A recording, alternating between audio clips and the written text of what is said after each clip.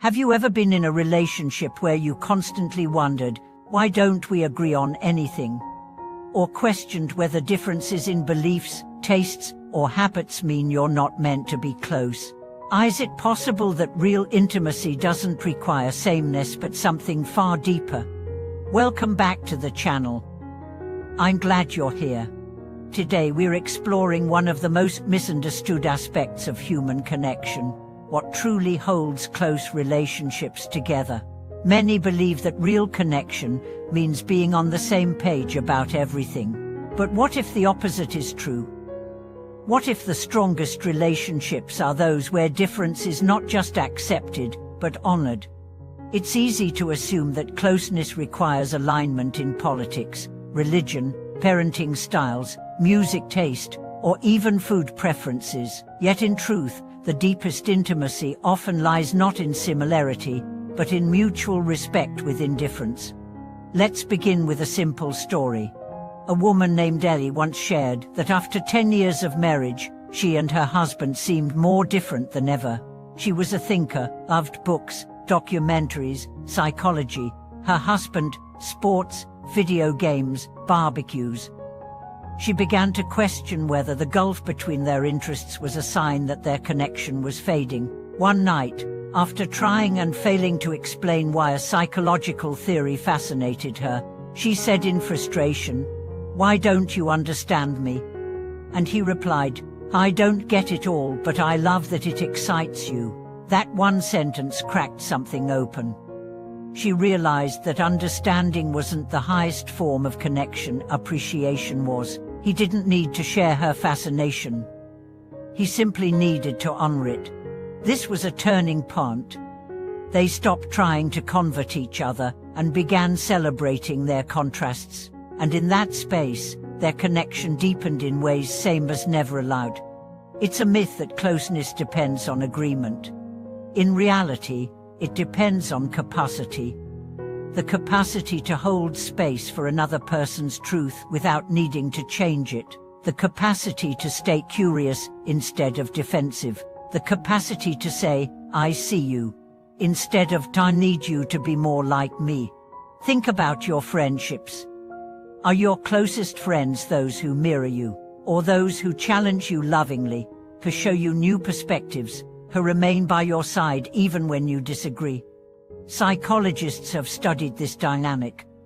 John Gottman, a renowned relationship researcher, found that the happiest couples are not those who agree on everything. In fact, they often disagree on core issues. The secret: they know how to manage those differences without allowing them to erode connection. It's called positive sentiment override, a baseline of goodwill that carries couples through conflict. They don't avoid disagreement, they simply don't let it define the relationship. Let's explore this in different contexts. In families, generational gaps can feel like a chasm. A parent raised with discipline and scarcity may not understand a child raised in abundance and freedom.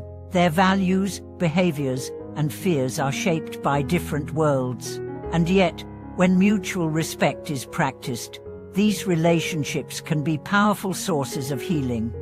Take the story of Jason and his father.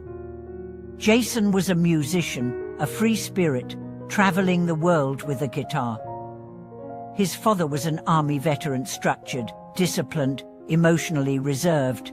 They spent years misunderstanding each other, but one day, during a road trip, Jason asked, "Did you ever dream of doing something different?" But his father hesitated, then said, "I once wanted to be a painter." But duty came first. That moment cracked the wall between them. Not because they became alike, but because they saw each other beyond the surface.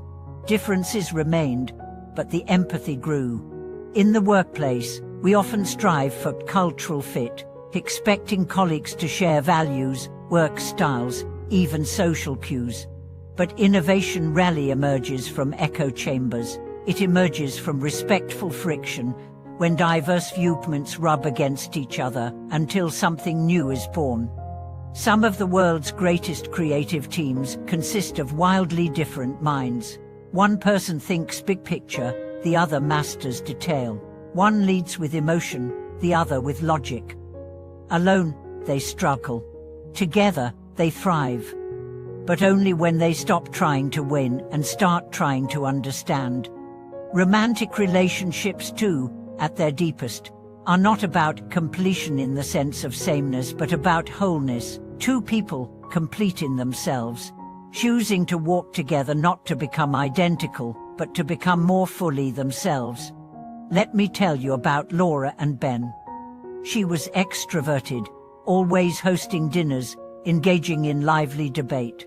He was introspective, preferred long walks and poetry. At first, their differences clashed. She felt he was too quiet, he felt she was too loud.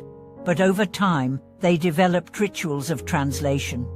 When she came home buzzing from an event, she learned to first ask, "Is now a good time to share?" When he was lost in thought, she learned to say, "I need space right now, not because of you, but for me." These simple adaptations, born not of agreement, but of care, created a rhythm that lasted decades. So what does it really take to build closeness amidst difference? First, curiosity. When someone disagrees with you, try asking, "Tell me more. What led you to that belief?" You might not agree in the end, but you will connect, because true listening is not about agreement, it's about dignity. Second, boundaries. Paradoxically, clear personal boundaries make deep connection possible. When you know who you are, you can allow others to be who they are. You don't collapse, merge or dominate. You dance. Third, humility. Recognize that your view is not universal. It's shaped by culture, trauma, upbringing, luck. Others' views are too. No one owns truth entirely. We all hold pieces. Fourth, love without agenda. Real closeness is not about molding someone into your image. It's about loving them enough to let them be, even when it stretches you. Fifth, gratitude.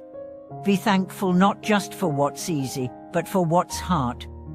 Differences test you, but they also grow you. Every disagreement is a chance to expand your worldview. Here's a metaphor I love. Think of trees. Two trees growing close together don't need to intertwine completely. Their trunks remain distinct. But underground, their roots may intertwine, sharing nutrients, stability, protection. Above ground, they might cast different shadows. Below, they are one. That's what real intimacy is. Not sameness above, but connection below. We've all been conditioned to seek people who agree with us. It feels safer. It affirms us. But agreement can be shallow.